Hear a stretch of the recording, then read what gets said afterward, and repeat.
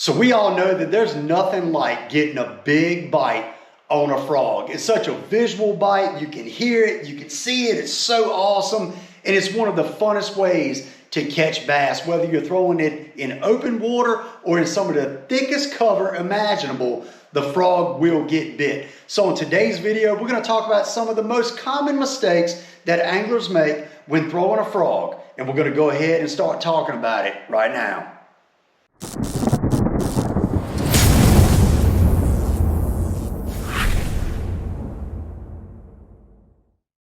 What's up, everybody? My name is Kevin Gunn from Gunfish TV, and on today's video, we're going to be talking about one of my all-time favorite ways to catch big bass, and that is on the hollow body frog. Now, there's nothing like catching them on this, and I've been throwing it for over 20 years, and trust me, through all that time, I've made a lot of mistakes, but I've also figured out a lot of little things that have helped me become a better frog angler.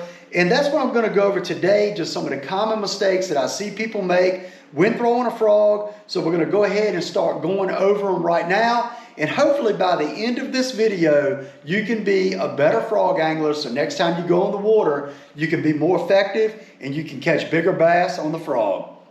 All right, so one of the most common mistakes that I see people make is they only throw the frog in super thick or heavy cover. The frog is very, very effective even in a lot of open water situations, especially around shade lines, sparse cover, laydowns around docks. You know, even in sparser vegetation, a lot of times people will not throw a frog. They'll opt for, maybe a popper or some other topwater, and they'll put the frog down and only throw it if they're fishing very heavy cover like thick mats, thick hydrilla, tules, very, very thick stem lily pads.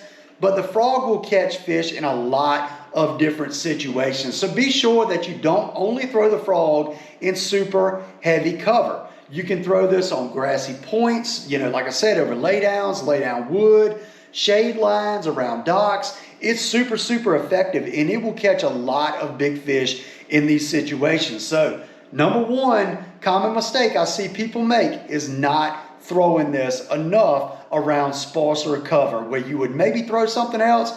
Be sure to pick that frog up. You'll get a big one. I'm telling you, I catch a lot of fish in open water situations on a frog. All right, so the second most common mistake that I see a lot of anglers make when throwing a frog is they do not throw it on braid. Now, in a lot of different techniques, you can use braid or not use braid, but frog is not one of those techniques. You absolutely have to have braid. I throw it on 50-pound test. You can throw 50 or 65-pound. I throw it on the P-line no fade braid, but one thing about it is you have got to have braid to be able to get that hook set, get those fish out of that heavy cover, and you cannot have any stretch. The line is the weakest point. You have your knot, but also your line is a weak point. You can't have fluorocarbon or mono stretching, getting frayed up when you're throwing around that heavy cover. And like I said, braid is an absolute necessity. So be sure you're not making a mistake of not throwing braid, because you gotta have it. Don't make the mistake of not being spooled up with some good quality braid. All right, so the third most common mistake that I see a lot of anglers make when they're throwing a frog is they don't throw it on the right rod. A lot of people, when they first get into frog fishing, they go out and buy super, super heavy rods, super long. And typically you don't need a rod like that to throw a frog on. What you need is you need a rod between 7 foot to 7'2" in the medium heavy to heavy range. But no matter what, you want it to have enough backbone to be able to set that hook hard, but also a tip soft enough so you can make very accurate casts and you can give that frog the action that it needs. You want to be able to walk it, you want to be able to hop it, and you also want to be able to fish moderately heavy cover, but you also want to be able to fish open water with it. And like I said, this is where that Lew's TP2, that 7-1 heavy, this rod is absolutely perfect for it. So no matter what, be sure to look at that 7 foot to 7'2" range. You're going to catch more fish because of it, because you're going to be able to throw that frog more accurately. You're going to be able to skip that frog, but you're also going to be able to set the hook, drive it home, and catch a lot of fish. So be sure not to overpower your frog with a rod that is too heavy and too long. Get something moderately long, that 7 foot, 7'2" range, somewhere in there. And I'm telling you, you're going to catch more fish because of it. All right, so the fourth most common mistake that I see a lot of people make when throwing the frog is they fish it too slow. Now, there's always going to be situations where you need to fish it slow, but a lot of times you can generate more strikes if you fish it a little bit faster. If you walk it faster, if you hop it faster, a lot of times you can trigger more strikes by fishing it that way. So one thing I like to do is I like to just change up my cadences as I'm fishing it, as I first pick it up. Let the fish tell me what they want. And I know that's funny to say, let the fish tell me, but what you're doing is you're looking at the way the fish are reacting to your lure, if they're just rolling on it, if they're blowing up on it, if they're eating it really good. You know, some days they want it slow, some days they want it fast, but through all my years of throwing a frog, day in and day out, that faster retrieve is where I tend to catch more fish and catch bigger bass. You trigger that instinctive bite. He sees it up there above him. He's got to make a quick decision if he wants to go ahead and bite that lure or not. So a little bit faster retrieve a lot of times can trigger more bites. Don't just throw it out there and fish it slow and say, oh, they're not biting it. Speed that thing up, change up the cadence, and I'm telling you, you will be surprised that those fish will absolutely eat a frog fishing it fast.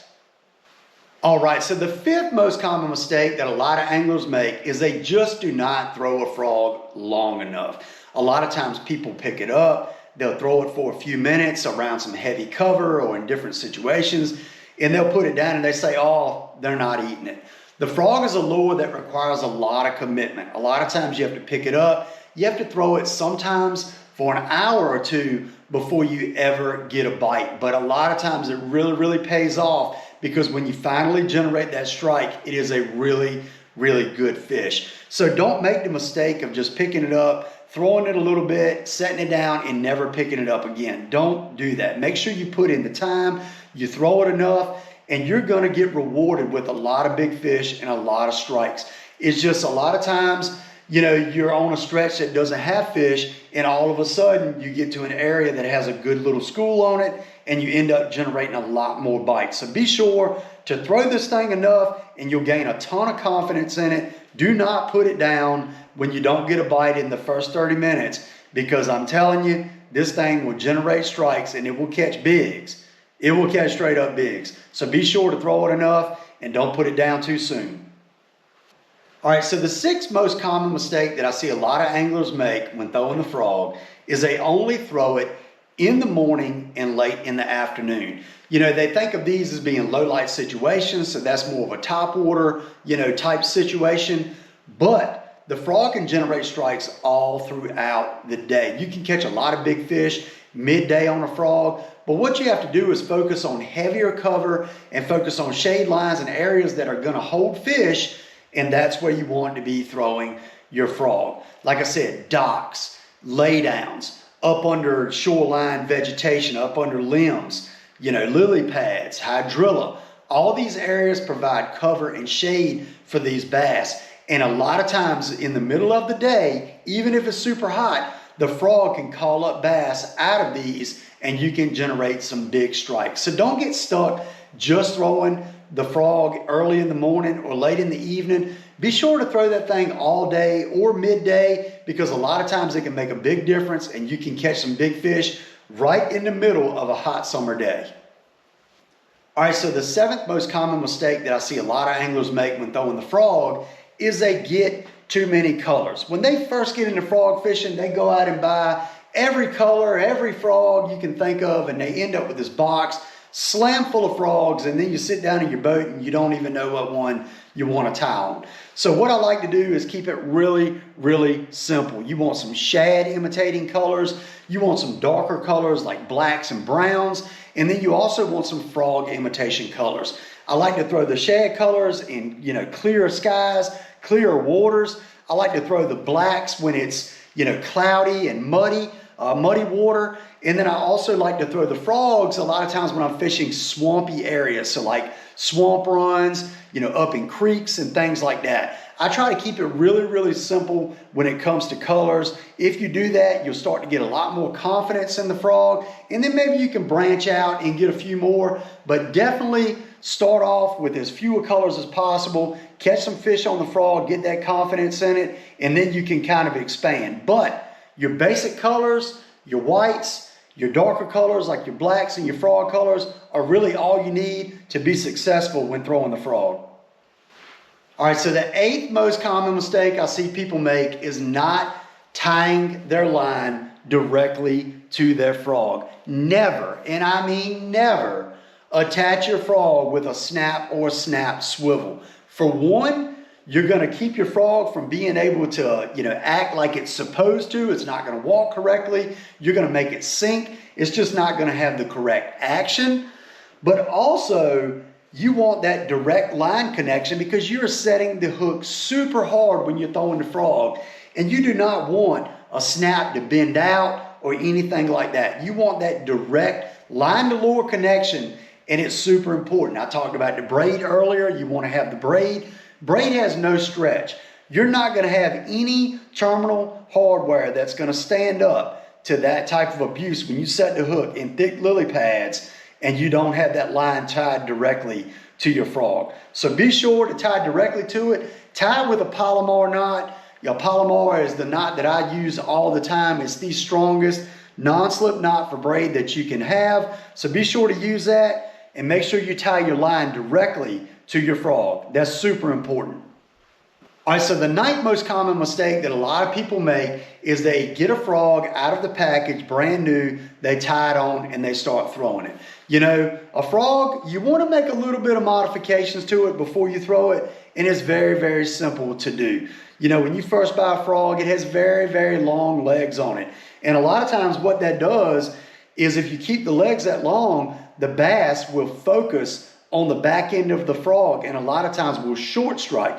So make sure you shorten up those legs. It makes it easier to walk your frog and just work it in general, but also it helps that bass target on the body of the frog. Now the next thing you want to do, you want to bend those hooks up slightly.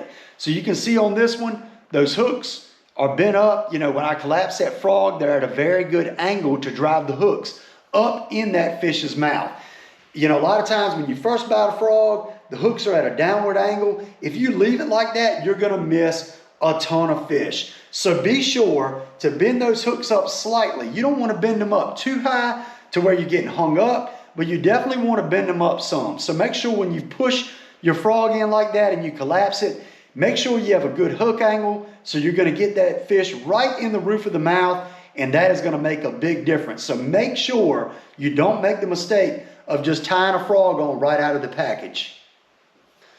All right, so the 10th and final mistake that I see a lot of people make, myself included, is they set the hook too soon. Now, you don't want to wait forever after the fish blows up on it, but you definitely want to give that fish a second or two before you crack them.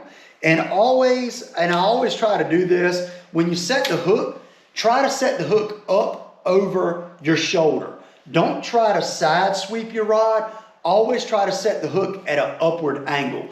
You get the hook in the roof of the fish's mouth better, and you lift that fish up away from the heavy cover and get them up out of the water. That's super important. But always make sure you wait a little bit of time so you make sure that fish has it in their mouth good. You're going to connect with a lot more fish, and you're also going to catch more fish if you set the hook at that upward angle up over your shoulder, whether you set over your left shoulder or right shoulder, it doesn't matter. But set the hook at an upward angle and you're going to catch more fish.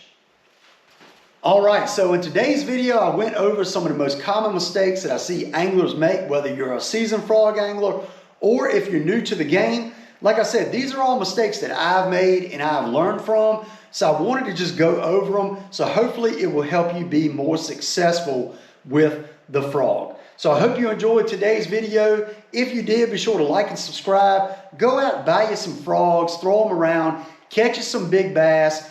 And it's just one of the funnest ways to catch fish and one of my favorite ways, 100%. So if you enjoyed today's video, be sure to like and subscribe, share this video with your friends, and I will see you next time on Gunfish TV.